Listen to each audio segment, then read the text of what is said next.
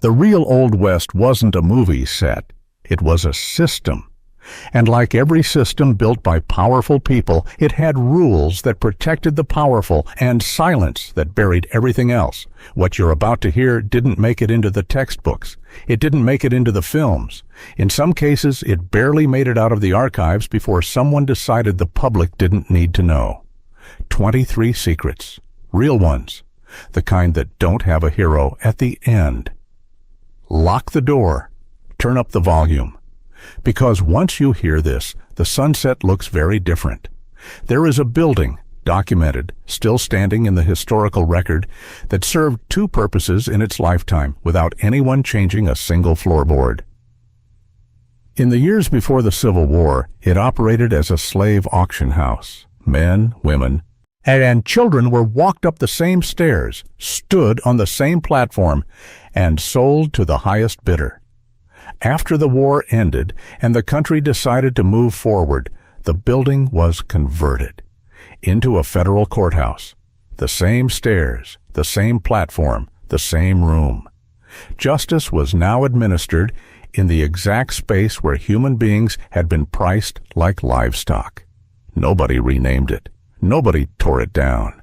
Nobody put a sign on the wall explaining what had happened there before the gavel changed hands. The building just continued being useful.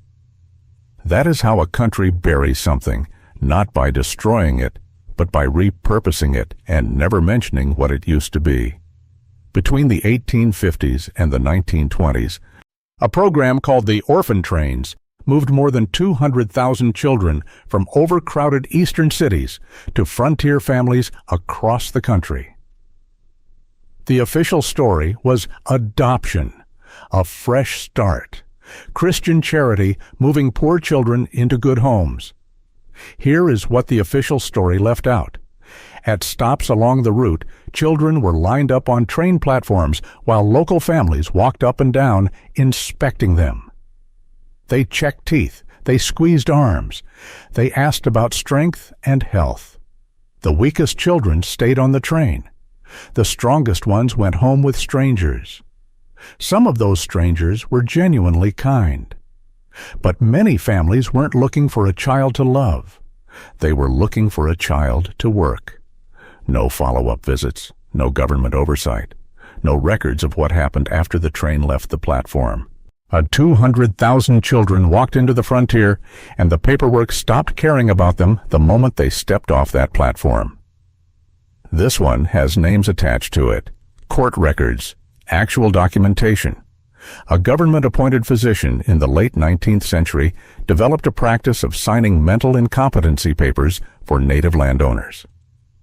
The diagnosis wasn't based on behavior or medical examination. It was based on land value. If the plot was worth enough, the paperwork appeared. Once a man was declared legally incompetent, he could no longer own property. His land transferred to a legal guardian. The guardian sold it. The doctor received his government salary throughout. He was investigated once, briefly. The investigation concluded that his methods, while unorthodox, fell within the authority granted to him by his appointment. He retired with a full government pension. The land was never returned. The people he declared insane lived out their lives on whatever was left. A frontier town in Texas, and yes, historians know which one, held a formal town council meeting in the 1880s when federal investigators began asking questions about land transactions. The council voted, formally, with a recorded motion and a seconded vote and everything parliamentary procedure requires.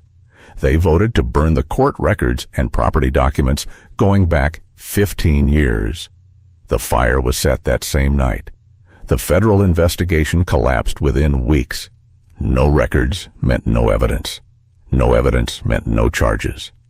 The men who sat at that council table didn't disappear into shame. They continued. One became a county judge. One was elected to the state legislature. His official portrait still hangs in a government building. If you know where to look, you can go see it. He is smiling in the portrait. He looks very respectable. In the 1870s, a frontier newspaper editor published a documented, sourced, specific account of land fraud involving some of the most powerful ranchers in his territory. He named names, he printed figures, he cited sources. 3 days later, he was found dead. The official ruling was accident. The evidence he had published was never entered into any court proceeding, any official investigation, or any government record. Within 1 week of his death, his newspaper was purchased. The buyer was one of the men named in the article. The paper printed one final edition under new ownership, an editorial explaining that the previous editor had been known to print reckless and unverified claims. And then it shut down permanently. The presses were sold for scrap. The building became a feed store. Nobody put up a marker. Across the frontier, the housing of female prisoners presented what authorities described as a logistical challenge. There were very few dedicated facilities. The solution was practical and almost universally applied. Female prisoners were housed in private residences, specifically in the homes of the sheriffs and wardens responsible for their custody. They cooked, they cleaned, they cared for children.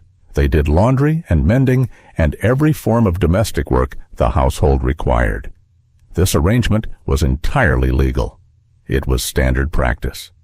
And because nobody was particularly careful about paperwork for female prisoners, some of these women were never formally released. Their sentences ended on paper, but nobody filed the completion documents and nobody came to tell them they were free to leave. They stayed, working, in houses that were not their own, for people who were not their family, long after any sentence should have ended. In the 1870s, federal agents moved through native territories carrying medical supplies and official documentation describing a public health initiative. They administered vaccinations. They were also doing something else simultaneously. They were mapping. Every visit included systematic documentation of population numbers, geographic features, water sources, soil conditions, and resource locations. The medical records went to one office. The other records went to a different office, the one responsible for land policy and treaty renegotiation. The vaccination was real, the medicine was real, and every piece of information collected alongside it fed directly into the next round of land seizures.